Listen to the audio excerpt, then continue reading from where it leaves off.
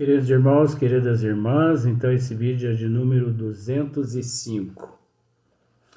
E também a Gênese, capítulo 6, a criação primária. Ainda nos encontramos ainda nesse tema ainda, mas já está terminando, creio que hoje nós terminamos. Creio que terminamos hoje, vamos ver. Dando sequência,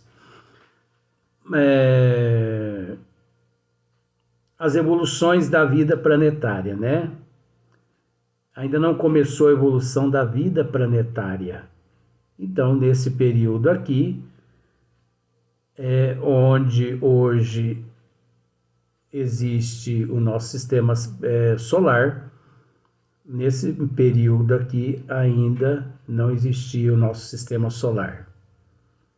Mas que, entretanto, já esplêndidos sóis iluminam o éter, né? Ilumina todo o cosmo. O que creio que seja Galileu mesmo. O que ele está querendo dizer aqui? Que nesse exato momento aqui que ele relata, o nosso sistema solar ainda não existia. Mas nós temos que pensar o seguinte: não só o nosso sistema solar não existia, como também a Via Láctea, a nossa Via Láctea, Andrômeda, que é a galáxia mais próxima da Via Láctea, ainda não existia. Porque as que neste local se encontram, devido ao desgaste natural, devido à evolução, né? Devido à queima de combustível, vamos assim dizer. Aí você pode dizer assim, mas que queima de combustível? Ora, pois nós sabemos que, por exemplo, o Sol, eu tive que anotar aqui para poder não quebrar a cabeça depois confundindo. Nós sabemos que o Sol, por exemplo, os elementos são todos iguais, só muda as características de acordo com a evolução, de acordo com a dimensão. Então, por exemplo, não vamos pensar que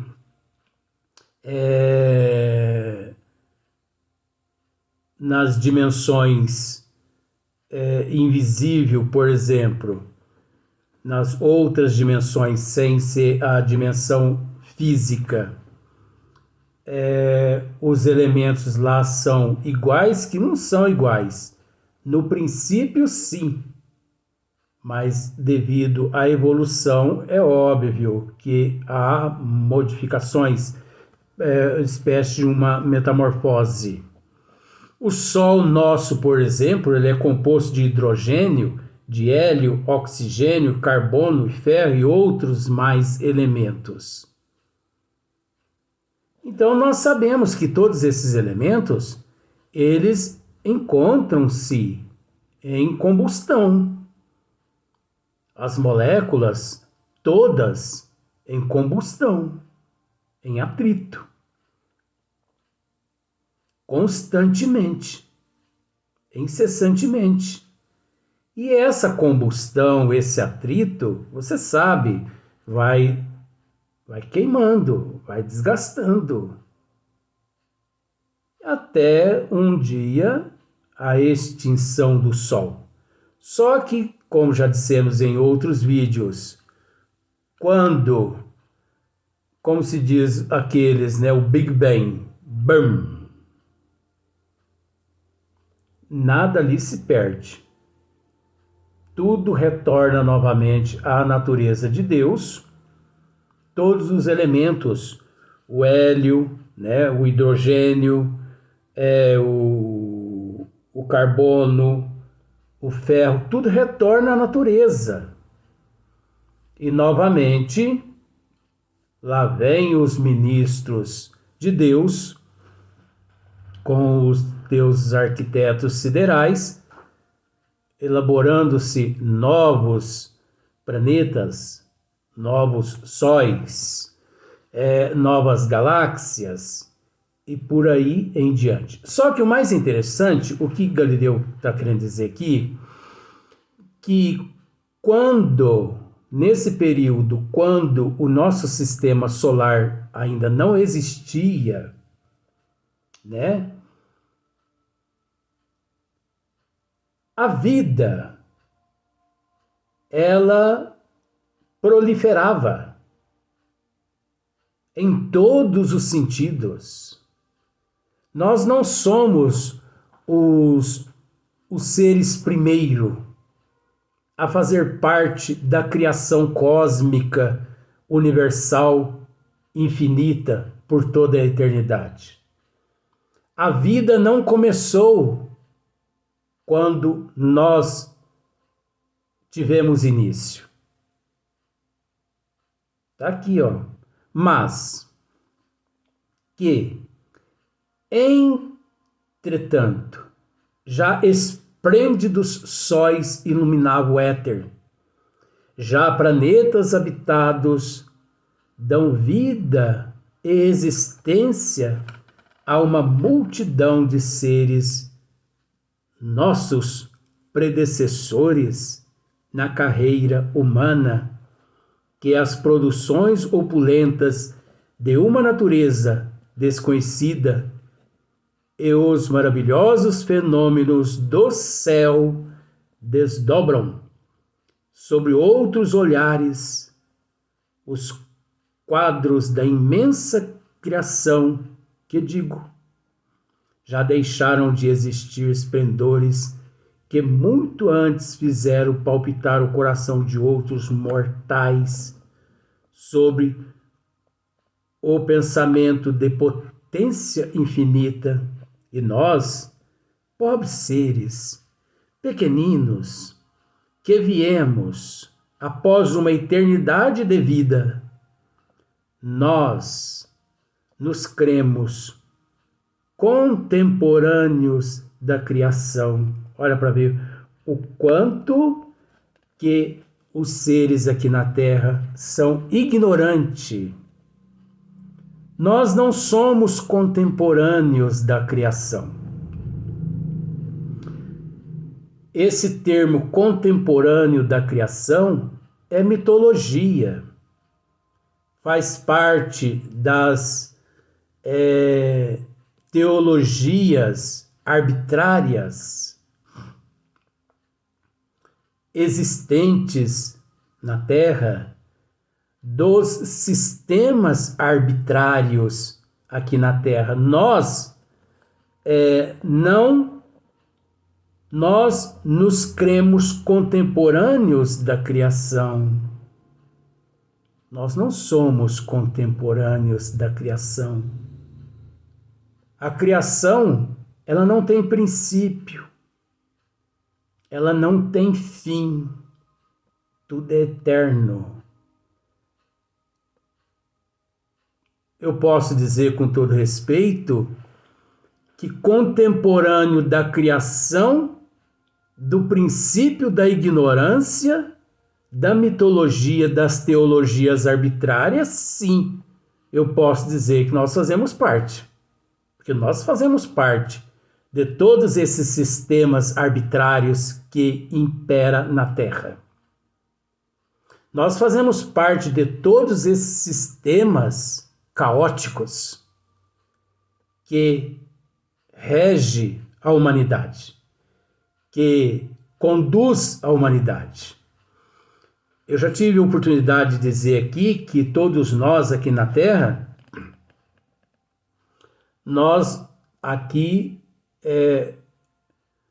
somos iguais galinha sendo despenada. Mas galinha sendo despenada. Sim, isso foi um ditador que disse, não vou dizer nome, ele quem disse isso, que a humanidade ela age como galinha quando despenada. O que ele quis dizer com isso? Todos nós somos escravo dos sistemas. Então, eu não preciso dizer a você o que significa os sistemas, né? Porque o fato de você comprar 1 litro de leite, você vai a um mercado, tá lá 1 litro de leite, R$ 8,75. Ou você compra, ou você fica sem tomar leite. Porque você acha que o sistema que impôs sobre aquele alimento, você acha que ele está preocupado com você? Ele não está preocupado com você. Tudo, nós somos escravos dos sistemas. Nós somos escravos dos sistemas, nós somos escravos das teologias, das doutrinas, das religiões.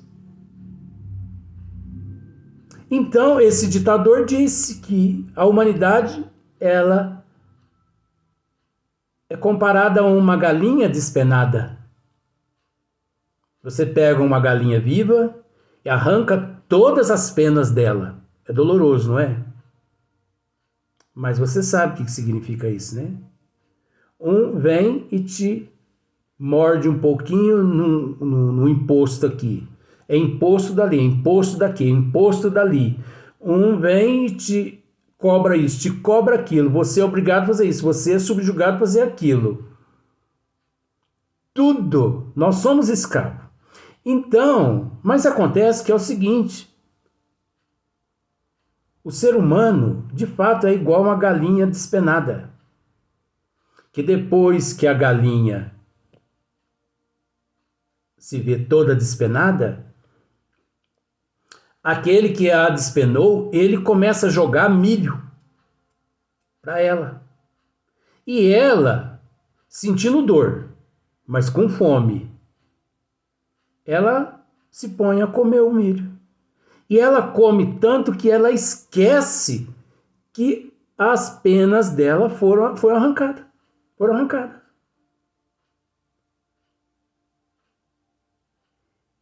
E ela enche o papo e fica ali satisfeita. Ela não reivindica mais nada. Assim são os sistemas para cima de todos nós. E nós nos comportamos como galinha viva despenada. Ou despenada viva. Eu costumo dizer também que a humanidade, ela, sabendo que existe uma baia com alguns coxos, água fresca, um coxo para o feno e outro coxo para a ração, ela fica ali numa boa. Ela não se preocupa, ela não raciocina, ela não pensa,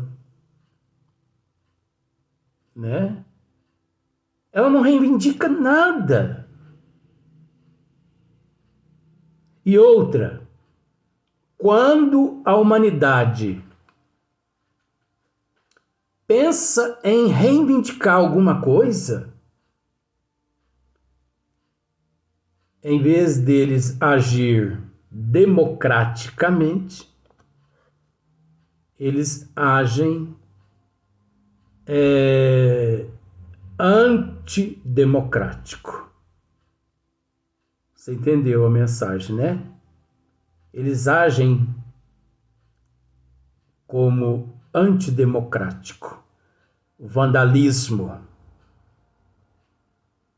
Aí é óbvio que isso não é reivindicar, porque os direitos não podem ser reivindicados através de vandalismo, de desrespeito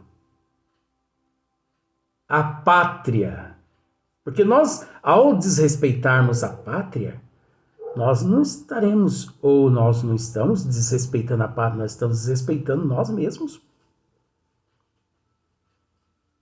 Porque tudo que eu destruo no país que eu nasci, eu estou destruindo a minha vida, eu estou destruindo a vida dos meus antepassados, eu estou destruindo o futuro dos meus filhos, dos meus netos, eu estou destruindo o futuro da minha árvore genealógica. Então, reivindicar não é através do antidemocrático, e sim usando a democracia com respeito, né, com educação. É um direito do ser humano, mas educadamente. Aí você pode me dizer assim, mas tem alguma coisa a ver com o que você está dizendo, lendo na Gênesis? Mas é lógico. É lógico. Galileu está nos dizendo aqui, olha só para você ver, e nós, pobres seres, pequeninos, que viemos após uma eternidade de vida, nós nos cremos contemporâneos da criação. Lá na frente nós vamos tratar desse assunto, né? O dia foi criado em 6 dias, né? E mais um dia para Deus descansar. Você vai ver que bafafá vai dar isso lá. Mas eu vou falar. A não ser que eu morra até lá. Que vai demorar um pouquinho chegar lá. Às vezes demora, os bons espíritos resolvam me retirar do corpo isso. Mas se não retirar, você vai ver. Esconda o menino Jesus que vai ser melhor, né? Então, quantos bilhões de seres existiram antes de nós, só no nosso sistema solar? Quantos seres tiveram a oportunidade de, nos planetas onde eles se encontram, olhar para o zimbório, a noite estrelada, e ver a grandeza do Pai? Pelo menos, através do que nós entendemos como sendo estrelas, né, que cintilam no cosmo. Quantos milhões de planetas? Quantos milhões, vamos falar de milhões, de coletivos, de famílias cósmicas, universal, antes de nós já não observava o cosmo. Tudo que nós hoje podemos observar, quantos bilhões de anos esses seres, todos nossos irmãos em processo de evolução, na evolução, antes de nós, não observavam? Quantos bilhões de seres, né, não tiveram a oportunidade de olhar para o céu à noite? Vamos usar esse termo mitológico? E ver as constelações, ver as nebulosas, né, do planeta deles, de acordo com a evolução deles, com os telescópios deles, com os meios tecnológicos deles. Porque aí nós estamos tratando do infinito. Nós fazemos parte do cosmo. Só que eterno, só Deus. Você sabe por que é eterno? Nós não somos eternos. Sabe por que nós não somos eternos? Porque nós tivemos um princípio. Não sabemos quando, nem como. Mas essa energia no todo se encontrava Porque bem antes, vamos entender por esse lado, antes do Pai nos criar, ele já nos conhecia. Caso contrário, ele não teria nos criado. Então, eterno só o Pai, que não teve princípio. Nós que tivemos princípio, nós pelo contrário, você vê que as coisas, nós já tivemos princípio, então nós não somos eternos. Porque tudo aquilo que tem ou que teve princípio não pode ser considerado eterno. Mas passamos a desfrutar da eternidade. Passamos a ser eterno.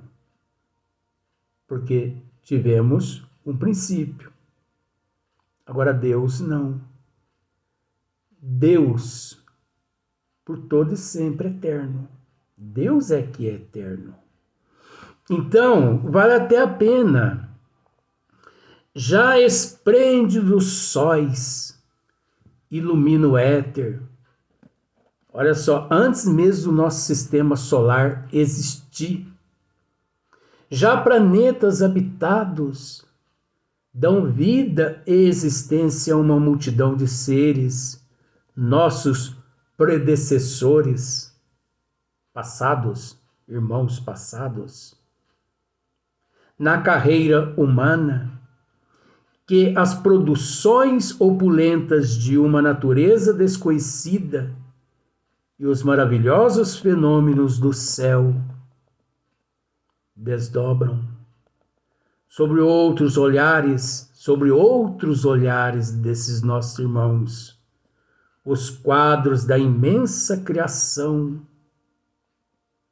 Quantos seres têm estudado Deus, analisado Deus, desde toda a eternidade.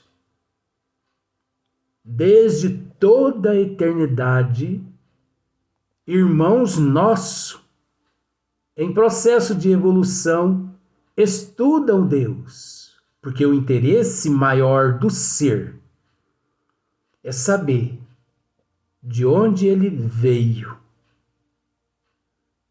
onde ele se encontra, para que ali ele se encontra e para onde é que ele irá. Esse é o maior interesse do ser. Ninguém se conforma com a morte.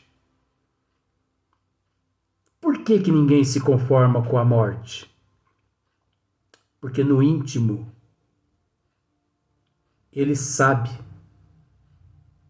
que se de fato a morte é verdadeira, Deus é inexistente, Deus é um justiceiro, Deus é um monstro, Deus não é tudo aquilo que muitos costumam dizer. Então esse sempre foi o tabu maior da humanidade. Saber de onde ele veio, onde ele se encontra e por que ali se encontra e para onde é que ele vai. Porque ninguém se conforma, como já dissemos, com a morte. Que digo, já deixaram de existir esses planetas? Olha só para você ver. Esses sistemas solares já deixaram de existir. Já evoluíram, né? Vamos dizer que o hidrogênio, o hélio, o oxigênio nesses planetas, nesses, né, sóis, já se esvaiu, né? Então, já deixaram de existir esplendores que muito antes fizeram palpitar o coração de outros mortais. Então, quantos sóis já deixaram de existir? Quantas galáxias já deixaram de existir? Nesta imensidão infinita, nesta eternidade que não tem princípio, que não tem fim. O trajeto pelo qual todos nós já percorremos, sob o pensamento da potência infinita. E nós, pobres seres pequeninos, que viemos após uma eternidade de vida, nós viemos após uma eternidade de vida em abundância, que existia no espaço onde hoje nós nos encontramos, mas que todos esses planetas, esses sóis, esses sistemas solares, todos já foram extintos, se esvaíram.